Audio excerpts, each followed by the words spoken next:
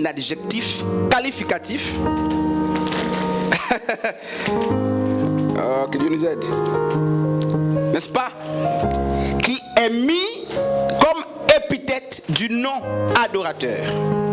C'est pas le cours de français qu'on va faire. Je sais pourquoi je le dis.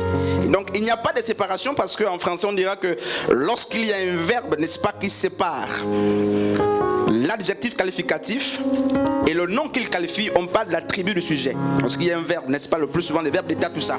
Et là, on a le mot qui est qualifié et l'adjectif qui sont directement liés. Donc c'est l'épithète du nom. N'est-ce pas? Si je me trompe là, on me ramène. C'est l'épithète. Aucune séparation entre le nom et l'adjectif.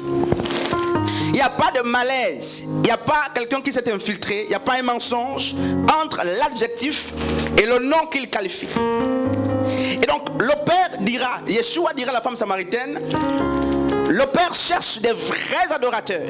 Homme de Dieu, Dieu n'est pas à la recherche des adorateurs, des ministères, des prophètes, des pasteurs, des apôtres, des évangélistes ou des églises, des docteurs. Ce n'est pas ce que Dieu cherche.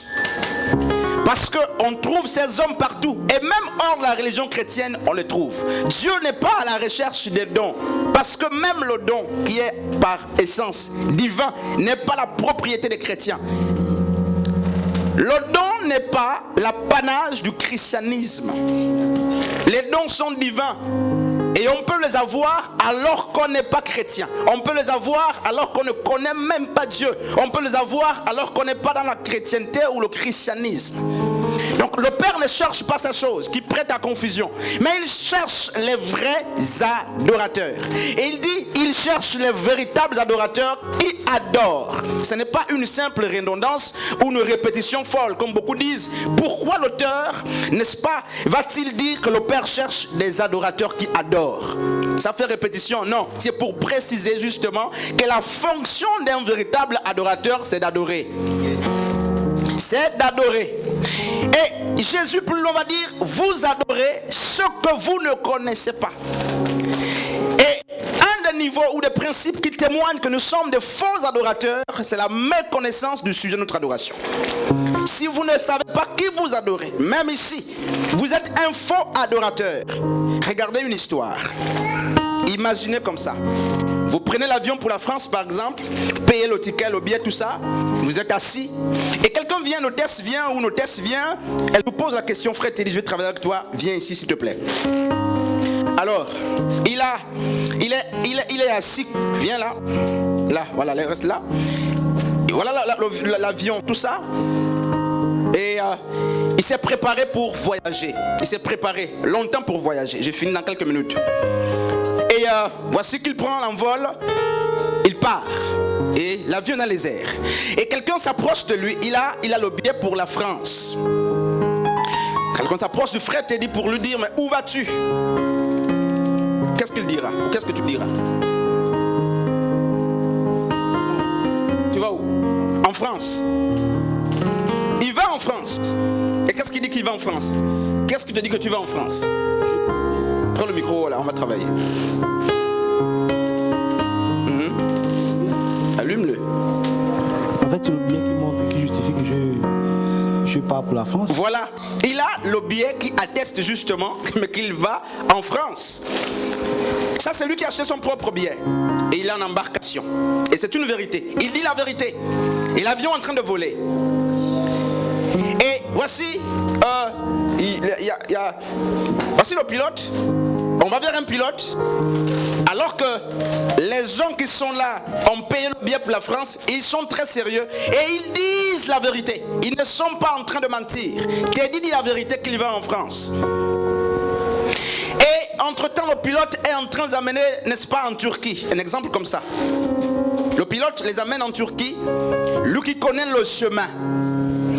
Mais Teddy ne connaît pas le chemin. Mais il sait justement qu'il a payé le billet pour la France. Et la vie justement de Teddy, du frère Teddy, est entre les mains du pilote. Et quand on pose la question au pilote, il lui dit je vais en Turquie. Le frère Teddy ne sait pas que le pilote va en Turquie. Mais lui, aussi longtemps qu'il n'est pas informé que la direction qu'a prise justement le pilote, c'est la Turquie.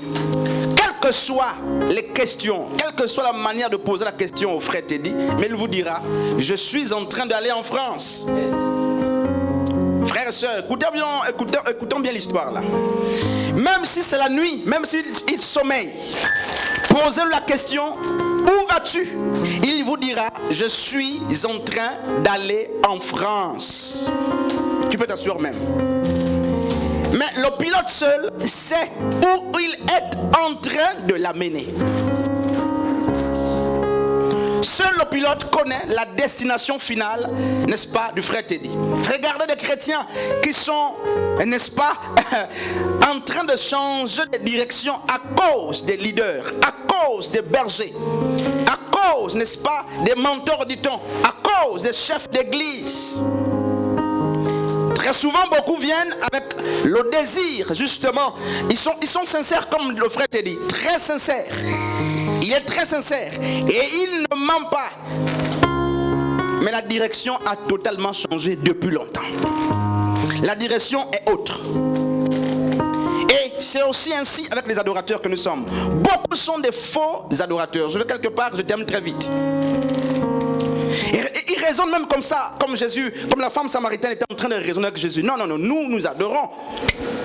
À Gorizim, là, une grande montagne qui était là, où ils avaient aussi construit un temple. Et elle était sérieuse. Elle a même refusé au départ de l'eau à Jésus. Très sérieuse. Et elle faisait donc l'apologie de son lieu de culte. Comme toi, tu peux faire l'apologie justement de ton pasteur, l'apologie justement de ton père dans la foi, l'apologie du ministère dans lequel tu es né. Je suis né à Bethléem, je suis né à Bethanie, je suis né à l'Alliance chrétienne, je suis né là. Et c'est devenu justement comme un chef-d'œuvre pour toi, un monument. Et c'est là, sur ça que tu t'appuies. Mon père, c'est un tel. Est-ce que tu n'as pas l'histoire? Tu ne connais pas l'histoire d'un tel? Comme la femme a dit, nous descendons de Jacob. Es-tu plus grand que Jacob, notre père? Es-tu plus grand qu'un tel qui a vu le réveil? Es-tu plus grand que... Mais c'est l'église en question qui m'a naquis. C'est ça le procès. Mais Jésus fait comprendre justement que les Samaritains étaient des mauvais adorateurs. Au-delà du fait qu'ils avaient un temple, ils avaient des dieux, mais c'était des mauvais adorateurs. Pourquoi? Mais parce qu'il y avait là un mélange. C'est comme si littéralement, n'est-ce pas, ils adoraient des faux dieux. Mais ils remplissaient justement les conditions d'adoration. Ils avaient un lieu pour adorer. Mais chaque fois qu'ils se retrouvaient, ils adoraient un faux Dieu. Tu vois comment je finis là, frère. On va où? Le Père cherche. Le Père cherche.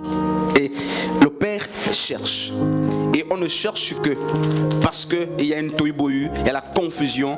On cherche le plus souvent lorsqu'on ne sait pas où on a mis. On cherche le plus souvent lorsqu'il est difficile de voir. Et si le Père cherche, c'est que les véritables adorateurs sont devenus difficiles. Ce qui est répandu, on ne cherche pas trop. Pourquoi il cherche? Parce qu'il semble que les vrais adorateurs ont disparu.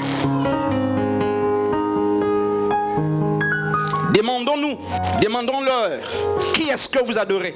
Quand est-ce qu'il faut adorer? Mais ils vous diront, et un bon chrétien doit prier à 6h du matin. Ça c'est la Samarie, n'est-ce pas? Un bon chrétien doit prier à 5h du matin. Ça c'est juste, c'est bien. Un bon chrétien doit prier en marchant. Ça c'est encore bien. Un bon chrétien au travail, lorsqu'il est en pause, il doit prier. Ça c'est encore bien. Un bon chrétien doit avoir un lieu de prière. Ça c'est encore mieux. Mais ce n'est pas ça la vraie adoration. Et ces éléments ne font pas de toi un vrai adorateur. Et donc, on cherche les vrais adorateurs.